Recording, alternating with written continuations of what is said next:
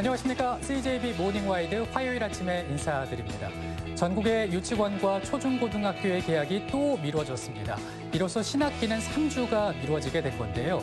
당장 맞벌이 부부들의 걱정이 정말 클 것 같습니다. 맞습니다. 더 이상의 확산을 막겠다는 정부의 강한 의지가 담긴 결정으로 보이는데요.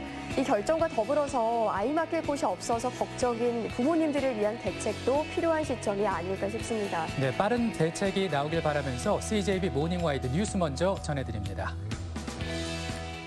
충청북도는 지난주 도내 신천지 관련 시설에 대한 폐쇄 조치를 모두 완료했다고 밝힌 바 있습니다. 그런데 이곳 외에도 63곳의 관련 시설이 추가 공개됐는데요. 이 중 일부는 숙소로 사용되고 있어서 폐쇄 자체도 불가능한 실정입니다. 이태현 기자입니다. 충청북도는 지난주 목요일 도내 신천지 교회와 교육시설을 폐쇄했습니다. 하지만 지난 주말 사이 중앙재난안전대책본부는 충북 내 신천지 관련 시설 63곳에 대한 명단을 추가했습니다. 이 중 소모임방은 10명 안팎의 신도가 모여 성경을 공부하거나 음악 예술 관련 토의를 하는 곳으로 이들에 대해선 즉시 폐쇄했지만 문제는 신도들이 집단 생활을 하는 것으로 알려진 숙소 27곳입니다. 실거주시설인 만큼 폐쇄가 불가능하고 언제부터 얼마나 많은 신도들이 집단 생활을 해왔는지도 불분명합니다. 대부분이 임차에서 사용하다가 알려지면 다른 곳으로 이동하고 이렇게 한다고 들었습니다. 이런 가운데 충북 지역 신천지교회 신도와 교육생 9,700여 명 중 160명은 여전히 연락이 취해지지 않고 있습니다. 충청북도는 이 중 주소나 전화번호조차 없는 65명에 대해선 경찰에 소재 파악을 의뢰했습니다. 증상을 보였던 142명 중 대부분이 음성을 나타낸 건 다행이지만 12명은 개인 사정을 이유로 검체 채취를 미루고 있습니다. 검체 채취가 사실상 권장사항입니다. 정부 매뉴얼이 바쁘다든가 안 온다든가 본인이 좀 지연시킨다 이런 경우입니다. 그래서 지금까지 지역의 모든 신천지 관련 자료가 중앙기관을 통해서 확보됐던 만큼 충청북도의 선제적 적극적인 대응도 요구되고 있습니다. CJB 뉴스 이태현입니다. 대구 경북에서 코로나19 감염 환자가 폭증하면서 병상이 크게 부족해지자 자가 격리 중인 경증 확진자 일부를 충주와 청주에 분산 수용하기로 했는데요.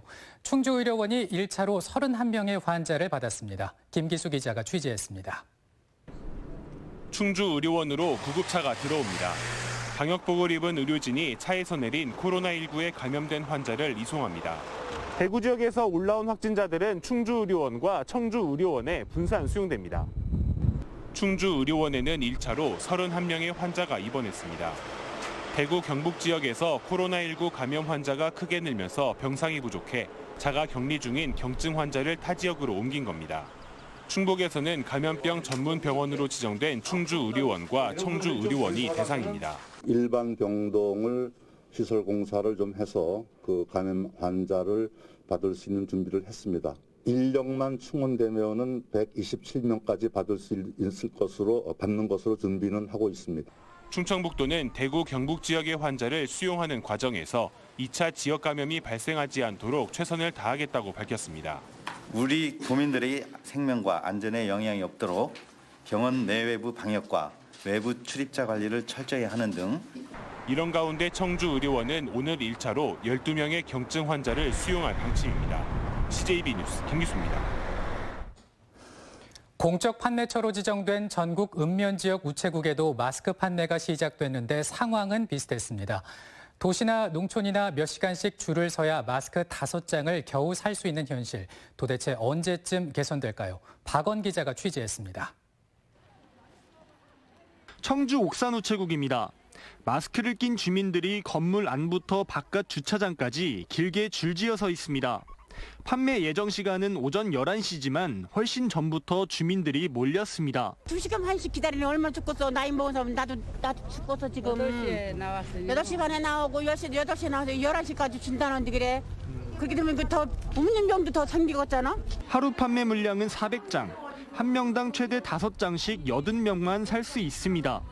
몇 시간씩 줄을 서고도 마스크 구경도 못한 주민들은 거세게 항의했습니다. 76, 77, 78, 79, 80.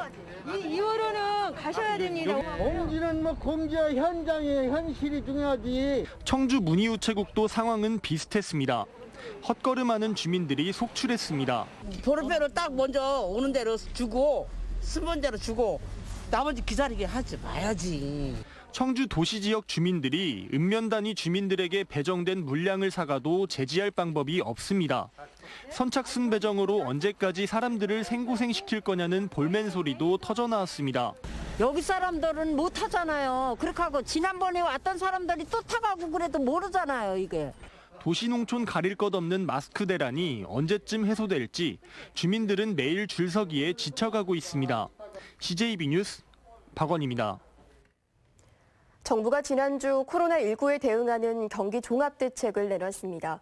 기존 대책들까지 합치면 모두 20조 원에 달하는 전례 없는 지원책인데요. 하지만 어려움이 큰 계층에겐 별 도움이 안 되다 보니 취약계층에 취약한 대책이라는 자조 섞인 말이 나오고 있습니다. 이윤영 기자의 보도입니다. 청주의 한 인력 소개소입니다. 코로나 여파로 찾는 사람들의 발길조차 뚝 끊겼습니다. 정부가 각종 대책들을 쏟아내고는 있지만 일용직 노동자들에겐 그야말로 빛 좋은 개살구입니다. 그건 오로지 그냥 대기업을 위해서 대기업이나 이런 공무원들 그런 분들을 위주로 해주는 거지 저희 쪽은 아무 도움이 안 돼요. 도움이 될 수가 없고요. 그러니까 너무 힘들어요. 생계마저 위협받고 있는 자영업자들도 사정은 마찬가지입니다. 최근 들어 매출의 90%가 떨어지면서 임대료조차 낼 수 없는 처지가 됐습니다. 심각한 정도가 아니라 이거는 지금까지 20년 정도 자영업했지만은 이런 상황을 처음 겪는 거라 많이 당황스럽습니다. 정부가 임대료를 인하하는 건물주에게 인하액의 절반만큼 세금을 면제해주는 착한 임대인 지원책을 내놓았지만 착한 임대인을 만나지 못한 자영업자들에게는 아무런 도움이 되지 못합니다. 의뢰들 입장인데 좀 말 안 하고 있는데 뭔 소리냐고 딱 잡아뛰더라고. 할 말 다 했지 뭐. 이 밖에도 정부가 내놓은 코로나19 대책은 신용카드의 소득 공제율을 2배로 올리고 승용차 개별 소비세 인하, 소상공인 초저금리 대출 등입니다. 상대적으로 여력이 있는 계층의 지갑을 여는 다양한 지원책이 마련된 반면에 당장 생계마저 어려운 영세 자영업자나 취약계층에겐 대출 지원에만 한정돼 있다는 지적이 나오고 있는 이유입니다. 정부는 20조 원에 이어 추가 경정 예산까지 플러스 알파의 지원책을 약속하고 있지만 경기 방어에만 집중할 뿐 정작 취약계층에겐 미흡하다는 지적이 나오고 있습니다. CJB 뉴스 이윤영입니다. 미래통합당이 정우택 의원을 청주 흥덕에 공천하면서 총선 구도가 크게 요동치고 있습니다. 미래통합당이 청주에 완전히 새로운 판을 짜면서 도미노 파장이 일어날 수 있다는 분석도 나오고 있습니다. 조용광 기자입니다. 정우택 의원이 청주 상당 예비 후보에 등록한 지 사흘 만에 청주 흥덕으로 방향을 틀었습니다. 중앙당 공관위의 요구에 따른 정 의원의 선택은 4.15 총선 그림에 큰 변화를 몰고 오고 있습니다. 청주 흥덕에서 정 의원과 민주당 도종환 의원 간 장관 출신 현역 맞대결이 성사됐고 윤곽근 후보는 경선 없이 상당구를 꿰차게 됐습니다. 남은 곳은 청주 청원과 서원 선거구. 우선 청원은 미래통합당으로 옷을 갈아입은 김수민 의원이 변재일 의원의 대항마로 급부상하고 있습니다.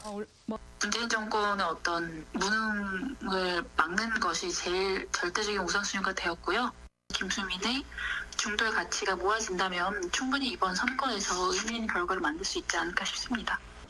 서원은 흥덕을 노리던 신용한 전 청년위원장이 방향을 틀어 공천을 희망한다는 말이 흘러나오고 있습니다. 여기에 민주당 오재세 의원은 무소속 완주 의지를 굽히지 않고 있어 서원 선거 구도는 여러 가능성을 낳고 있습니다. 경선조차 허용하지 않고 컷오프 시킨 거에 대해서 전혀 납득할 수 없고요. 유권자들의 현명한 심판을 기다리면서 끝까지 갈 겁니다. 정우택발 도미노가 미래통합당은 물론 한 달 반 앞으로 다가온 4.15 총선 구도에도 큰 파장을 몰고 오고 있습니다. CJB 뉴스 조윤광입니다. 4.15 총선 공천에 탈락한 미래통합당 일부 예비후보들이 집단으로 반발하고 있습니다. 정치 도의상 있을 수 없는 일이라고 목소리를 높이고 있는데요. 중앙당의 하향식 공천에 대한 문제점도 제기되고 있습니다. 구준회 기자입니다.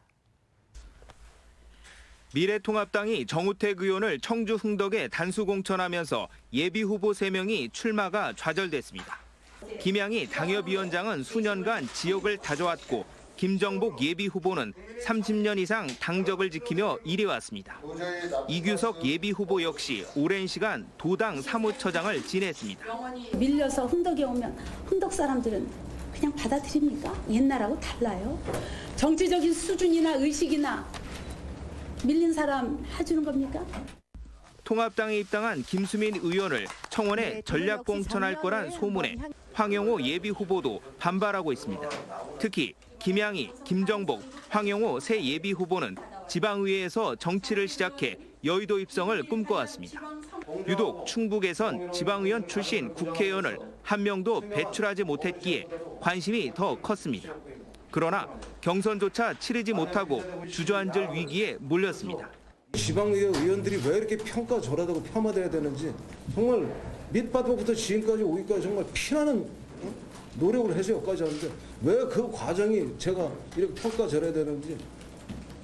전문가들은 중앙당의 공천 방식이 지역 정치 발전에 도움이 되는 식으로 개선돼야 한다고 지적합니다.